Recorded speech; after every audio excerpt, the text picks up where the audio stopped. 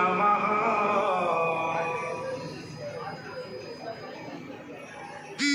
श्री राधा चरण कमलेभ्यो नमः। श्री पितृचरण कमलेभ्यो नमः।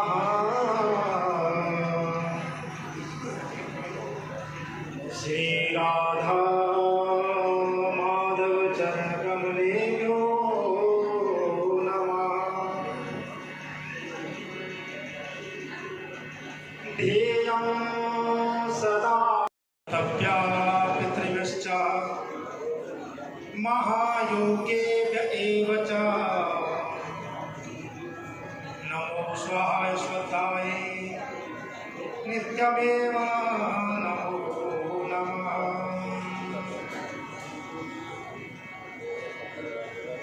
सच्चिदानंद रूपाय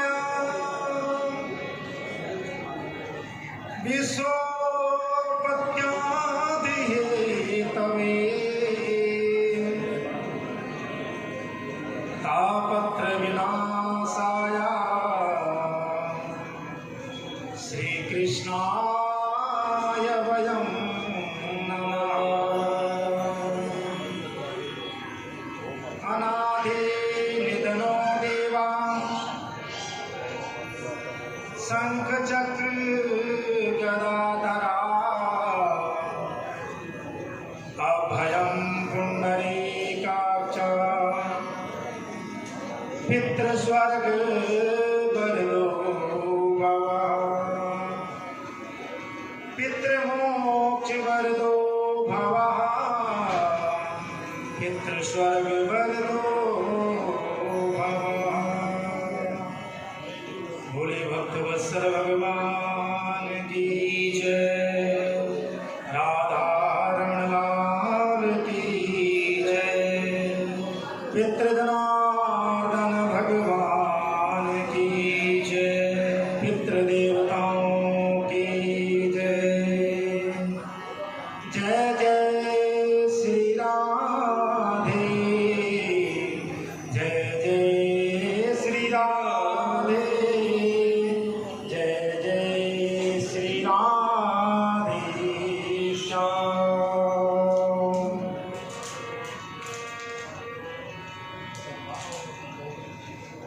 परम श्रद्धेय स्वर्गीय श्रीमती श्री कुसुम बांसल जी माता जी के शोका कुल परिवार,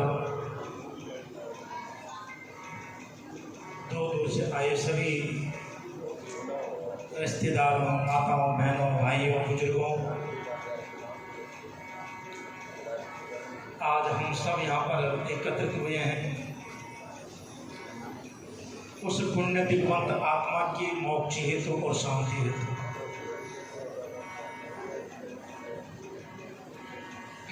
आज हमें उनके चरणों में वो श्रद्धा सुमन अर्पण करने आए हैं।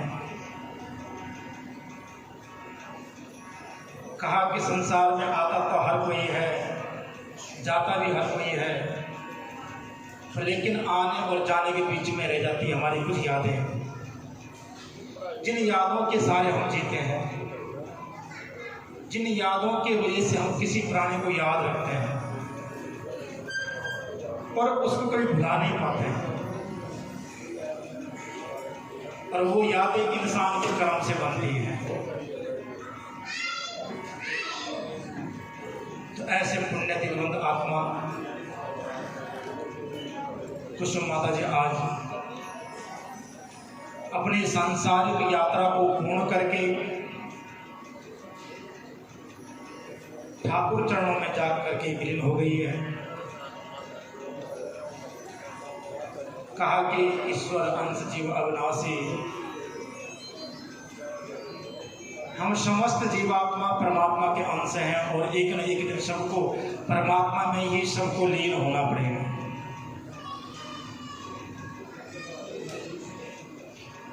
तो ये ठाकुर की बड़ी कृपा है हम मानवों के ऊपर, हम भक्तों के ऊपर,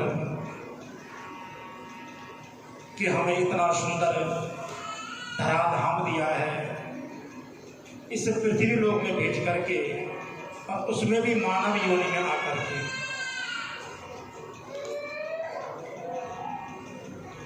कहा कि एकमात्र मानव योनि ऐसी योनि है जिसमें हम प्रभु का स्मरण कर सकें, प्रभु का नाम का गुणानुवाद कर सकें। नहीं तो कोई भी ऐसी योनि नहीं बनी कि जिसमें हम प्रभु का भजन कर सकें। केवल मानव जीवनम सा मात्रः, केवल मानव जीवन एकमात्र ऐसा साधन है जिसमें हम प्रभु का भजन कर सकें। कहा कि भगवान ने ये सुंदर हमें हाथ दिए हैं, सुंदर पैर दिए हैं, सुंदर मुख दिया है बोलने को, और सुंदर ये आत्मा दी है जिससे हम चिंतन करते हैं।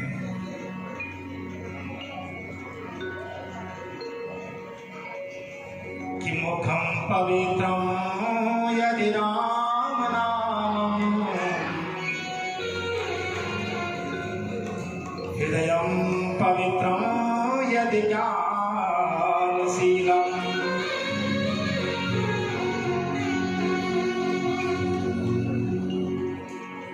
हस्तम पवित्रम यदि दानशीलम, पादम पवित्रम यदि तीर्थगमनम।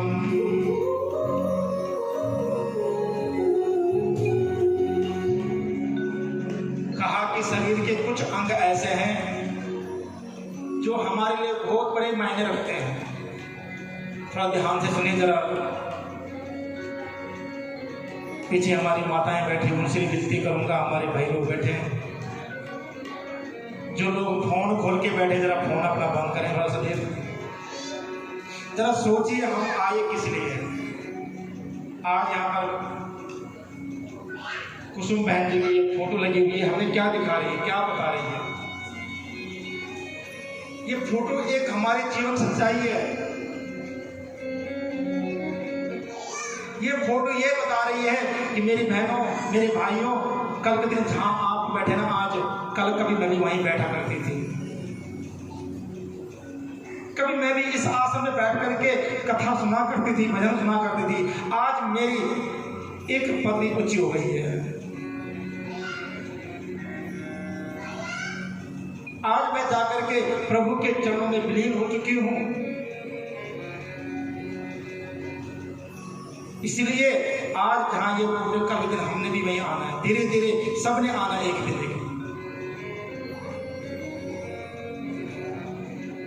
जीवन के दो पहलू में, एक है पूर्वार्ध, एक है उत्तरार्ध।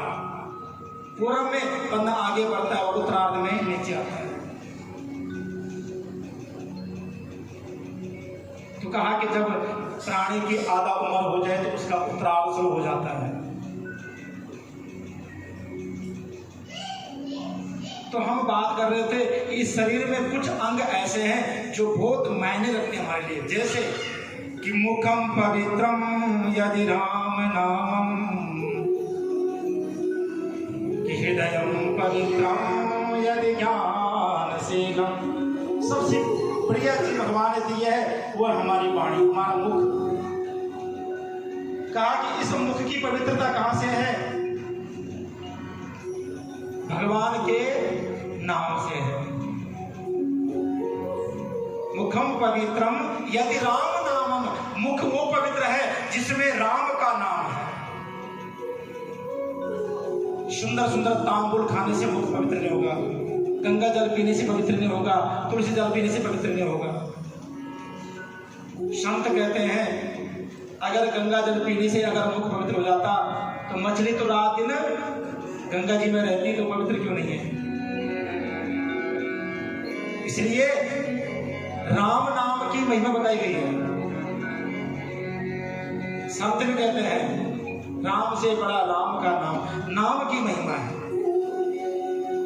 ओ हृदयम पवित्रम यदि ज्ञानशीलम, और हृदय वो पवित्र है जिसमें परमात्मा के प्रति, बड़ों के प्रति, छोटे के प्रति ज्ञान भरा हुआ है। आदर भरा हुआ है, सत्कार भरा हुआ है, सम्मान भरा हुआ है और दया भरी हुई है।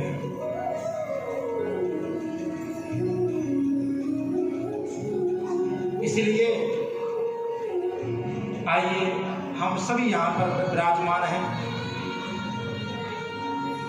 जरा 2 क्षण उस पुण्य दिवंत आत्मा की शांति के लिए और अपने मुख को पवित्र करते हुए, अपनी वाणी को पवित्र करते हुए प्रभु का नाम का आश्रय लें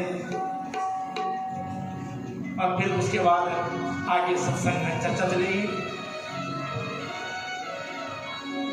घर में है, भले वो हमें कमा के ना दे, कोई बिजनेस ना करते हो, कोई धन की व्यवस्था ना बनाते हो,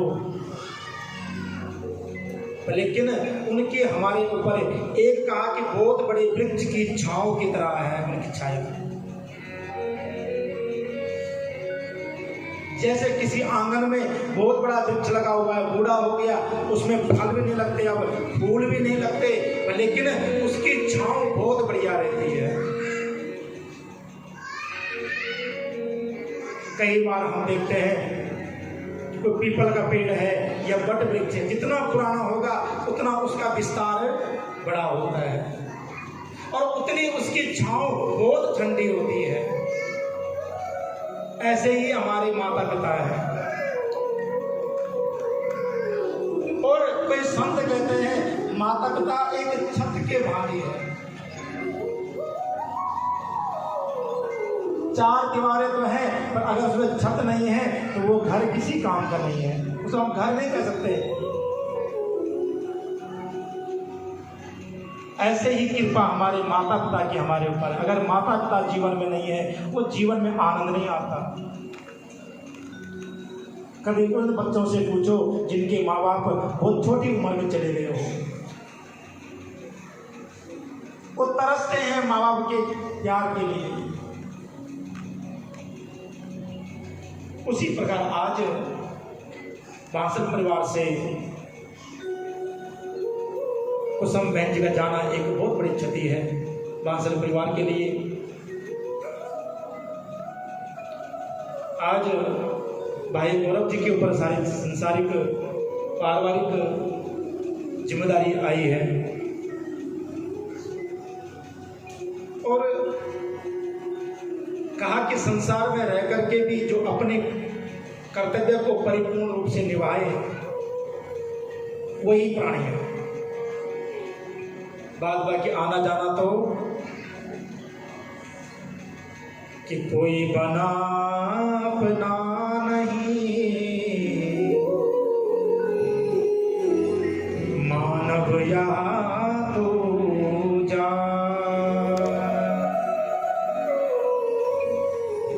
कहा कि संसार में बंदा अकेला आता है और अकेला ही जाता है। इसलिए कुछ क्षण का, कुछ पल का, कुछ समय का ये साथ है हम सभी का। जब प्राणी जन्म लेता है तब अकेला आता है और जब जाता है तो अकेले ही जाता है।